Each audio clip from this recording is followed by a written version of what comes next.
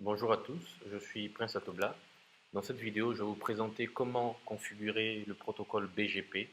BGP qui signifie Border Gateway Protocol, qui est un protocole de routage dynamique et qui permet l'échange de routes entre deux ou plusieurs routeurs.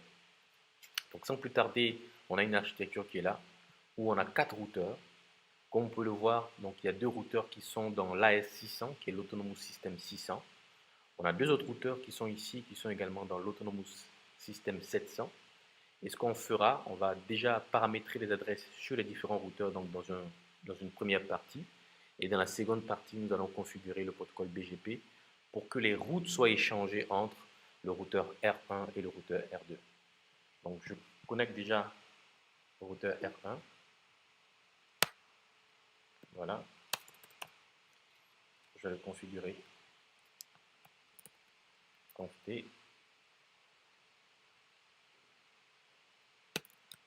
interface fast Ethernet 0/0, IP adresse 192.168.1.1 et le masque 3x255.0, mon shutdown. Voilà. Pour le routeur border 2, je vais me connecter également. Border 1 plutôt.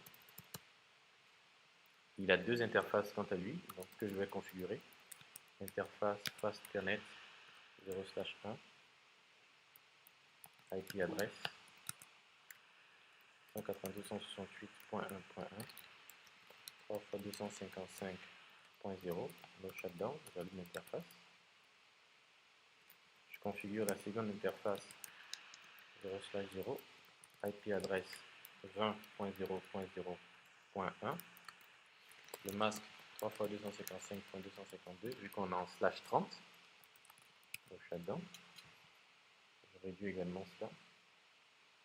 Je vais juste confirmer que le R1, je l'ai bien configuré. Voilà, 1.1, exactement. C'est bon. Donc je viens sur le routeur border 2, configure terminal, interface face Ethernet 0/0/0, voilà, IP adresse 20.0.0.2, le masque 3x255.252, le shutdown. Je me connecte à l'interface 0/1, IP adresse 192.168.2.1, le masque 3x255.0, vous pouvez bien le voir là, voilà, le shutdown. Et je viens maintenant sur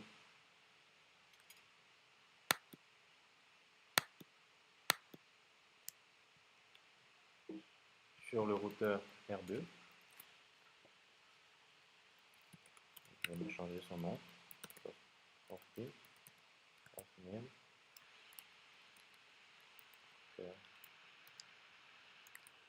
Voilà. Et je vais à son adresse, interface face Ethernet 0/0, IP adresse 192.168.2.2, le masque 3x255.0. Donc chacun.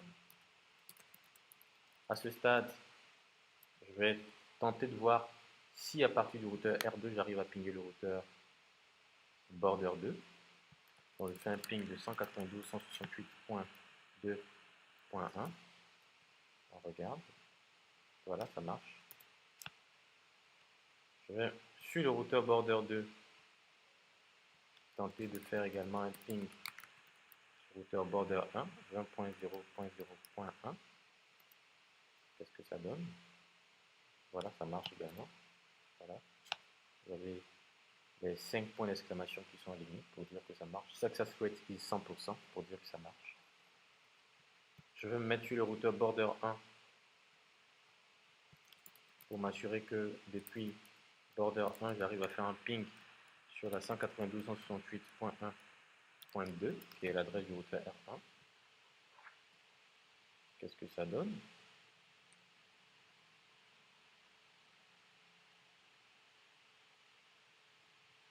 Ça ne marche pas.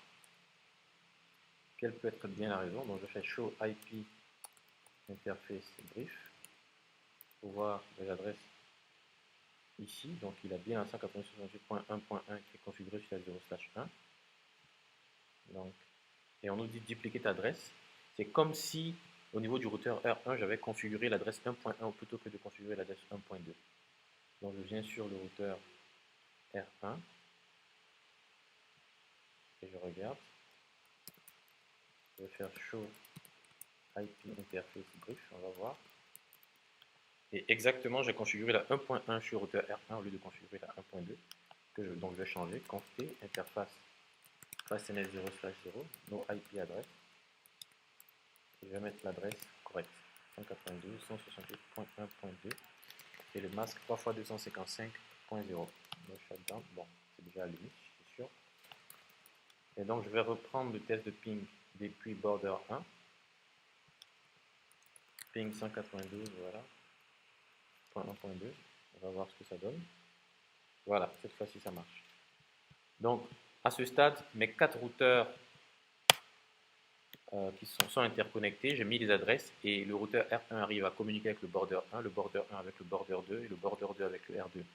Pour mettre en place le BGP, il faudrait déjà dans un premier temps que tous les routeurs soient à mesure de communiquer entre eux, déjà avec un protocole de routage, un IGP, donc ça peut être un routage statique, ça peut être des routes directement connectées des routeurs, ça peut être un routage comme OSPF ou EIGRP, mais dans ce cas-là, vu que les routeurs sont en des liaisons directes et tous feront partir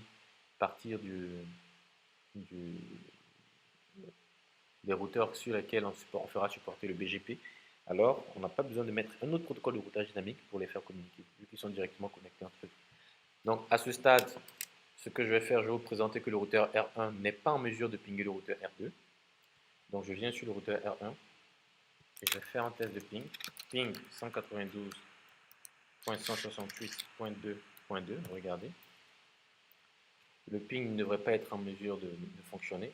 Et la raison elle est toute simple, parce que le routeur R1 n'a pas dans sa table de routage le chemin pour atteindre, pour joindre le réseau 192.168.2.0.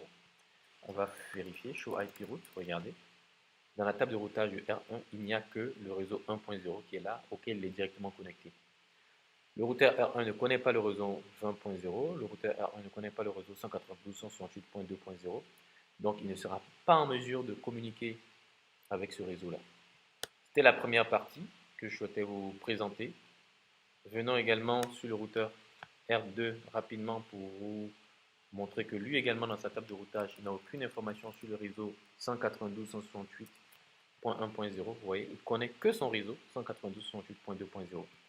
Merci d'avoir suivi cette première partie. La seconde partie, on ira dans la présentation de la configuration du BGP sur ces routeurs. Merci.